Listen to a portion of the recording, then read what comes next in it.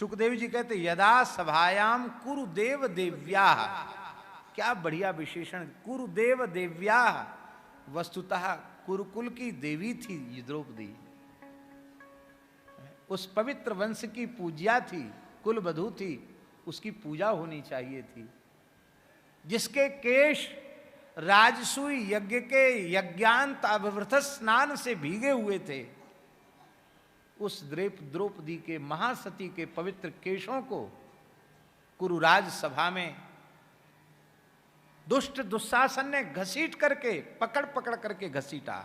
केशाभिमर्शम सुत कर्म गर्यम, उसके पुत्र का बहुत निंदित वह कर्म था, लेकिन दुख की बात थी नवारयामास, उसने एक बार भी मना नहीं किया कि ऐसा अत्याचार मेरी कुल वधू द्रौपदी के प्रति इस सभा में नहीं होना चाहिए।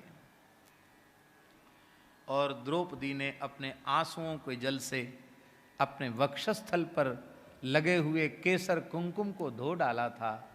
वो केसर कुंकुम जो वक्षस्थल पर लगाया गया था, वो आंसुओं के जल से मिश्रित होकर के वो बह रहा था, टपक रहा था। और उस समय उस भरी सभा में दुशासन को आज्ञा दी गई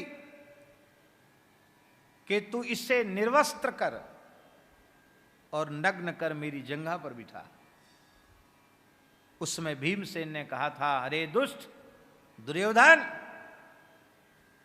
तेरी जंघा पर पतिव्रता द्रौपदी नहीं, मेरी प्रचंड गदा बैठेगी जिससे तेरी जंघा विदीर्ण हो जाएगी, प्राण जाएंगे तेरे गदा के प्रहार से। मैं युद्ध में तेरी जंघाएं तोड़ूंगा जिन पर तूने द्रौपदी को बिठाने का की प्रतिज्ञा की है। द्रौपदी तो नहीं बैठेगी, मेरी गदा बैठेगी तेरी जंघा पर।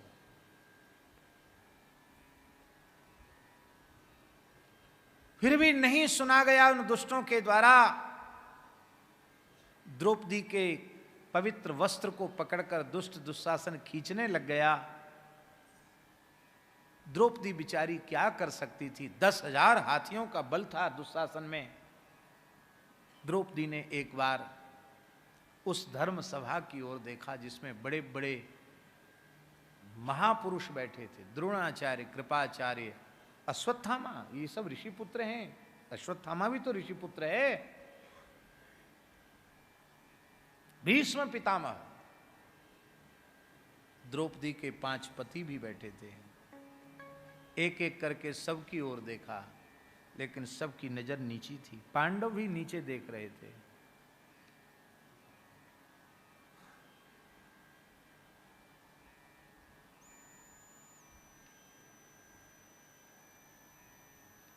द्रौपदी ने देखा कि अब हमारी लज्जा यहां बचाने वाला कोई दूसरा है नहीं।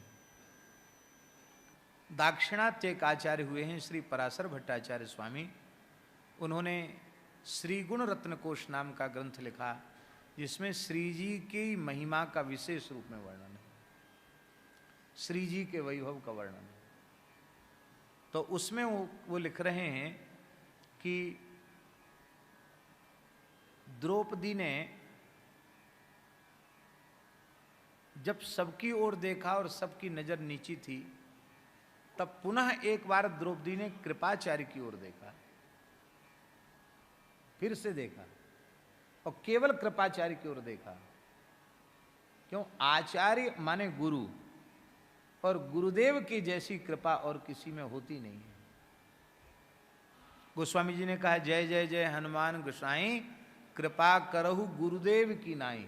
इसका मतलब गुरुदेव के जैसी कृपा गुरुदेव ही करते हैं। तो द्रौपदी ने मानो द्वारा नजर इसलिए मिलाई कि एक तो तुम आचार्य हो, अरे कुछ नहीं तो कुल गुरु तो हो, आचार्य हो, और फिर तुम्हारे नाम में कृपा शब्द जुड़ा हुआ है। तो कृपाचार्य ही कृपा नहीं करेंगे तो कृपा कौन करेगा? तो कृपाचार्य की ओर देखकर गुरुतत्व की शरणागति ली। कृपाचार्य के रूप में गुरुतत्व की शरणागति ली, और जैसे ही गुरुतत्व की शरणागति ली कि तत्व तो अखंड मंडलाकारम व्याप्तम येन चराचरम तत्पदम दर्शितम येन तस्मै श्री गुरवे नमः। गुरु तत्व तो व्यापक तत्व है, व्याप्तम येन चराचरम। तत्काल कृपाचार्य ने, अब वहां बोल तो सकते नहीं है, तो ये उंगली उठाई, संकेत किया। ये चित्त मलिन होता है तो चाहे भागवत सुन लो, चाहे महाभारत सुन लो, चाहे भक्तमाल सुन लो, चाहे गीता जी सुन लो, बोध नहीं होगा। और चित्त निर्मल होगा तो बोलने की जरूरत नहीं पड़ेगी, इशारे में ज्ञान हो जाए। द्रौपदी का चित्त इतना निर्मल है कि जो बात अर्जुन को 18 अध्याय गीता सुनकर समझ में आई, वो भी भगवान के समझाने पर सर्वधर्मान परित्यज्य मामेकम शरणम व्रज अहं त्वा सर्व पापेभ्यो मोक्षयिष्यामि मा शुचो, वो बात बिना गीता सुने द्रौपदी को इशारे में समझ में आ गई। एक उंगली देखकर समझ में आ गई, अरे तू अनेकों की ओर क्यों देखती है, तू एकमात्र श्री कृष्ण की ओर देख। वो परम भक्ता तो थी ही, और द्रौपदी ने दोनों हाथ ऊपर करके श्री कृष्ण को पुकारा, द्वारिका वासी कह करके पुकारा। ठाकुर जी वहीं थे, पर भक्त की वाणी को सत्य करने के लिए वहां से द्वारिका गए, पर द्वारिका से आए इसलिए थोड़ा सा विलंब हो गया।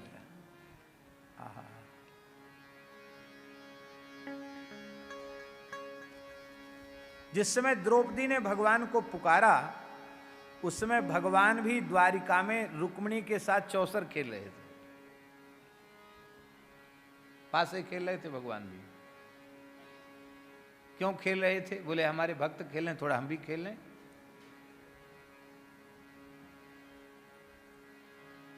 जैसे ही द्रौपदी ने पुकारा, भगवान उठ के खड़े हो गए। रुक्मिणी ने कहा क्यों खड़े हो रहे हैं? देखा भगवान एकदम आवेश में। रुक्मिणी ने चरण पकड़े, प्रभु मैं समझ गई, भक्ता द्रौपदी की पुकार से आप व्याकुल हैं, क्या करना चाहते हैं? कहा देवी रोको मत। जिस सृष्टि में, जिस ब्रह्मांड में, जिस जगत में, जिस संसार में मेरी प्राण प्रिय भक्ता सखी द्रौपदी का तिरस्कार होता है, मैं उस सृष्टि को नहीं रखना चाहता हूं, मैं सारी सृष्टि को भस्म करना चाहता हूं। सारी सृष्टि को समाप्त करने का संकल्प भगवान कर रहे हैं। रुक्मिणी ने कहा प्रभु आवेश में कोई निर्णय नहीं लेना चाहिए। आप भक्ता द्रौपदी की रक्षा करने के लिए जगत को नष्ट करना चाहते हैं। जगत में कितने श्रेष्ठ श्रेष्ठ भक्त आपके विराजमान हैं, बाद में आपको ही रोना पड़ेगा। आप आवेश में निर्णय मत लीजिए। भगवान ने कहा ठीक है, तुमने हमको बचाया है आवेश से, मैं हस्तिनापुर को नष्ट करूंगा। कहा हस्तिनापुर में तो एक से एक भक्त विराजमान है, महात्मा विदुर भी तो हैं, आपकी काकी विदुरानी भी तो है, कुंती माता भी, आपकी बुआ भी तो वही है। तो भगवान ने कहा मैं सभा को भस्म करूंगा। बोले उसमें भीष्म, द्रोणाचार्य, कृपाचार्य ये सब बैठे हैं। भगवान ने कहा भले ही बहुत बड़े बड़े से बड़े महापुरुष बनते हो, लेकिन मेरी भक्ता के तिरस्कार को सहन किया है इन्होंने, मैं इनको भी नहीं भस्म करूंगा। और भगवान ने कहा कि मैंने जिनको तुम मारने से घबरा रहे हो ना अर्जुन, मया ही ते निहिता पूर्वमेव, मैंने उनको पहले नष्ट कर दिया। कब? जब द्रौपदी के अपमान पर वे नहीं बोले, मैंने उसी समय उनको समाप्त कर दिया था।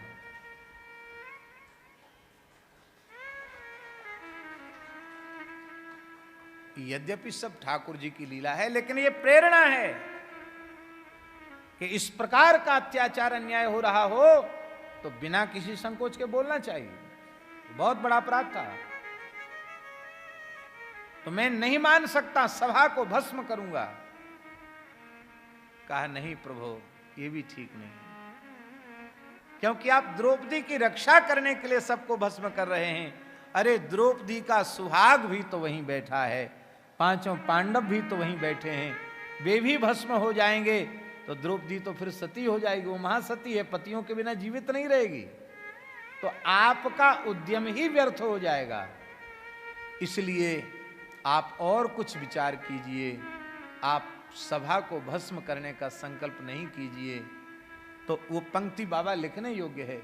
श्री पराशर भट्टाचार्य स्वामी कहते हैं, द्रौपद्याः परिभवम दृष्ट्वा, द्रौपदी का अपमान देखकर भी भगवान ने क्षमा कर दिया।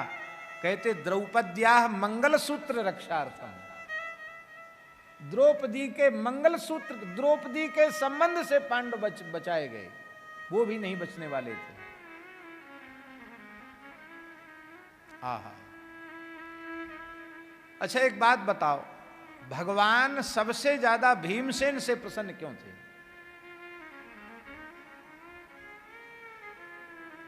सखा तो अर्जुन है विशेष रूप में, पर भीमसेन पर भगवान सबसे ज्यादा प्रसन्न है पांडवों में। उसका कारण है कि भीमसेन ने विरोध किया था, उस समय भी विरोध किया था, और रोते हुए कहा था आवेश में कि जिन हाथों से आपने द्रौपदी को दांव पर लगाया, लाओ अग्नि में उन हाथों को जलाऊंगा, मुझे भले ही पाप लगे तो लग जाए, मैं धर्मराज के हाथ से जलाऊंगा, इनको क्या अधिकार द्रौपदी को दांव पर लगाने का। भगवान ने कहा, भीम तुमने हमारा हृदय जीत लिया, मेरी भक्ता के लिए कुछ बोला तो सही।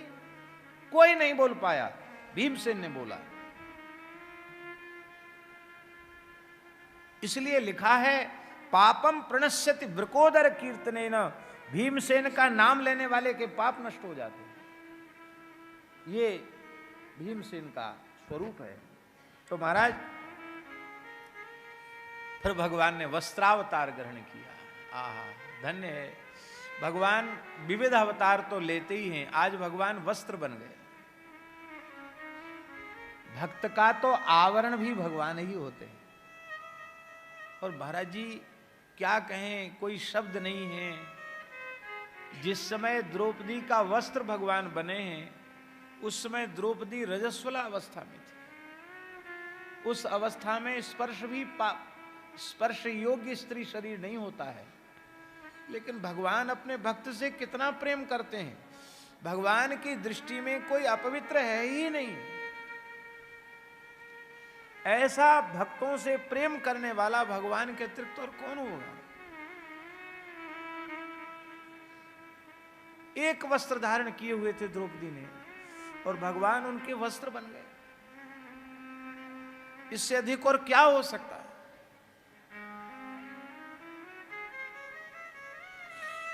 ऐसे भगवान को छोड़ करके यदि किसी का संसार में प्रेम हो गए, तो उससे बड़ा दुर्भाग्य और कोई दूसरा है ही नहीं।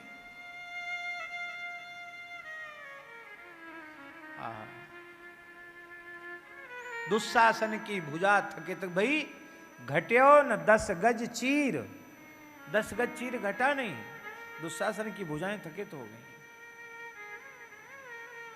बोले कि उस समय द्रौपदी ने अपने सतीत्व के बल से प्रतिदिन सत्संग एवं दर्शन के लिए श्री महाराज जी के ऑफिशियल चैनल को जरूर सब्सक्राइब करें।